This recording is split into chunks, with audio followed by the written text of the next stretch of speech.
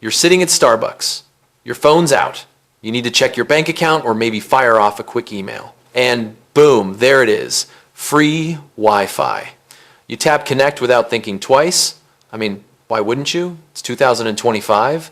Free internet is basically a human right at this point, right? Here's what nobody tells you about that innocent little Wi-Fi connection. Every single time you connect to public Wi-Fi, whether it's at Target, the airport, or your local coffee shop, you're basically broadcasting your digital life to anyone who knows how to listen. And I'm not talking about some genius hacker in a hoodie working from a secret underground lair. I'm talking about the guy sitting 3 tables away from you, casually sipping his latte while watching everything you do online. In the next 15 minutes, you're going to understand exactly how hackers position themselves between you and the internet. You're going to see why that free Wi-Fi might be the most expensive connection you ever make. And you're going to learn how to protect yourself without becoming a paranoid hermit who never leaves the house. Because here's the thing that might shock you. The biggest cyber threat you face isn't some sophisticated ransomware attack on a Fortune 500 company. It's you sitting in a coffee shop checking Instagram. So here's what's really happening when you connect to public Wi-Fi. Think about how Wi-Fi actually works for a second. Your phone sends signals through the air to a router. That router connects you to the internet. It's invisible, it's wireless, it's convenient. But here's what makes it dangerous. Those signals, they're floating through the air where literally anyone can grab them. Picture this scenario. You walk into a Panera Bread. You see 2 Wi-Fi networks. One says Panera Guest Wi-Fi.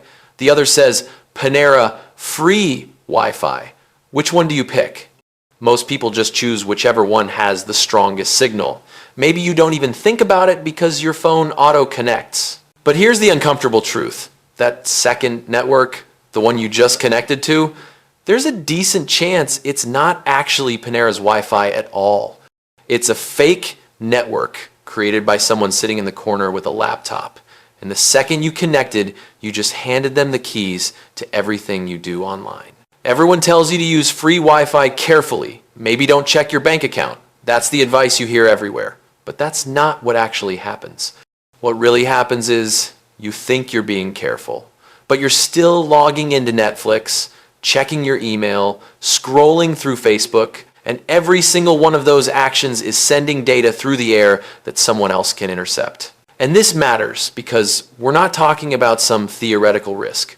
We're talking about your actual passwords, your credit card numbers, your private messages. Think about everything you do on your phone in a typical coffee shop visit. You're checking email, you're responding to work, Slack messages, maybe you're ordering something on Amazon. Each of those actions sends data that contains something valuable. It's not just about losing money, though that's bad enough. It's about someone having access to your digital identity. Your email account is the master key to everything else. Reset your bank password, it goes to your email. Reset your Instagram, email. Someone gets into your email account and they can systematically take over your entire digital life while you're sitting there wondering why your latte tastes weird. Here's what I call the invisibility illusion. When you're online, you can't see the connection between your device and the router. It's not like a physical cable you can trace. It's invisible radio waves. And because you can't see it, your brain treats it like it's secure. It's like assuming nobody can hear you because you're wearing headphones. But you're not the one wearing the headphones in this scenario. You're the one talking and someone else is listening. This happens because of how trust works in technology. Your phone sees a network name that looks familiar. Maybe it says Starbucks Wi-Fi or airport free internet. Your brain sees that name and thinks, legitimate, official, safe. But here's what's actually happening behind the scenes.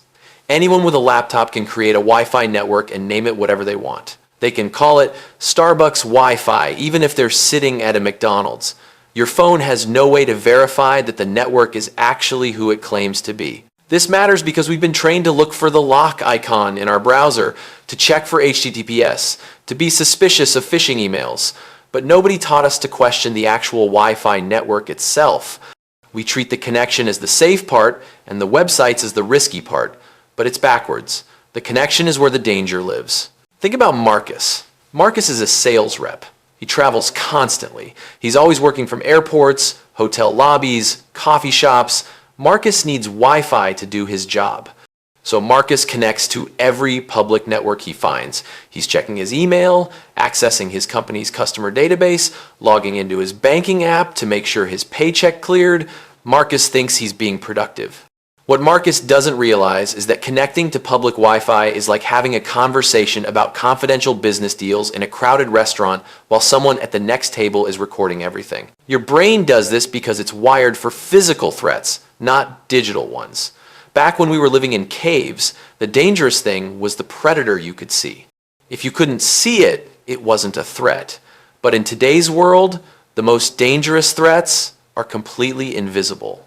They're happening in the electromagnetic spectrum your eyes can't detect, and your ancient brain keeps telling you everything's fine because you can't see any danger. Now, this next pattern is particularly sneaky because it exploits something called the evil twin attack. Here's how it works. You're at the airport. You need to get some work done before your flight.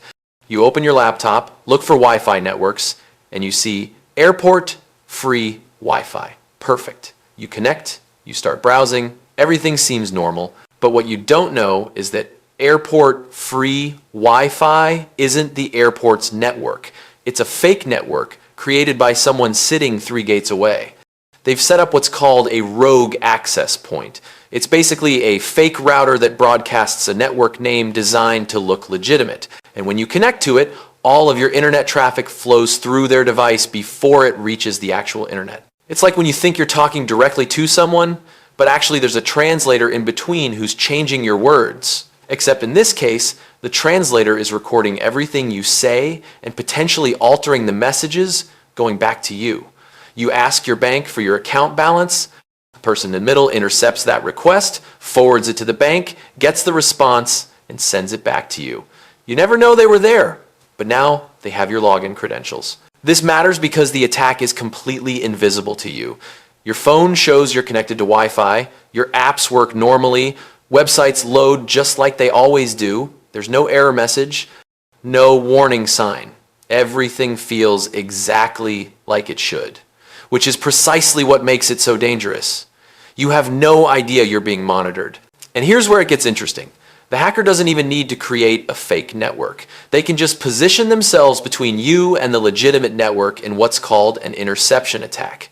You connect to the real Starbucks Wi-Fi, but they've positioned their device to intercept the signals between your phone and the router. Your data still reaches its destination, but it passes through their device first, where they can read it, copy it, or modify it. Here's what makes this even more surprising. They don't need fancy equipment. A laptop, some free software, and basic technical knowledge. That's it. There are literally YouTube tutorials showing you how to do this. It's not some Hollywood hacker magic. It's frighteningly accessible to anyone who wants to learn. But here's where things get really interesting. Let me blow your mind for a second. When you're on public Wi-Fi, you're not just at risk from hackers, you're also at risk from the network owner themselves.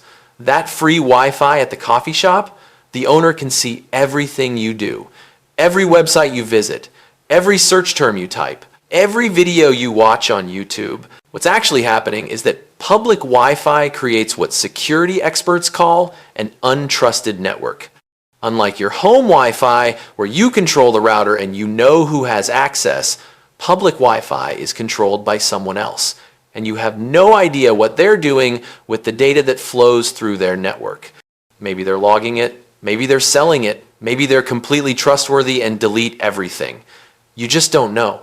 This isn't because coffee shop owners are evil, it's because the business model of free Wi-Fi requires them to monetize it somehow. And the easiest way to monetize free internet is to collect data about the people using it. What sites do people visit? What products do they search for? This is valuable information that can be sold to advertisers. And you agreed to it when you clicked accept terms and conditions without reading them. This is why even when you're on a legitimate network, not a fake evil twin, not an intercepted connection, you're still not safe. It explains why security experts never use public Wi-Fi without protection. And it's the reason why that free Wi-Fi is never actually free. You're paying for it, just not with money. Let me tell you about Sarah. Sarah's a freelance graphic designer. She works from coffee shops all the time. It's her office. She's got her favorite Starbucks where she knows all the baristas. She connects to their Wi-Fi every single day. Sarah checks her email there. She logs into her Dropbox to access client files. She even checks her bank account sometimes to see if clients have paid her. Sarah's been doing this for 3 years. No problems.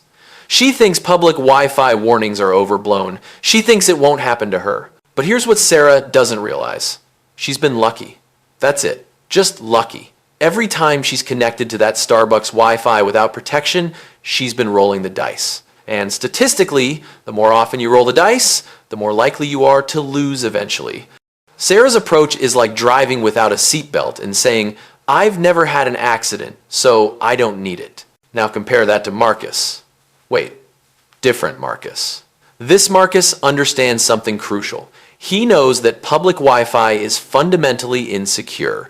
So Marcus never connects to public Wi-Fi without turning on his VPN first. A VPN, virtual private network, creates an encrypted tunnel between his device and the internet. Even if someone intercepts his data, all they see is encrypted gibberish they can't read.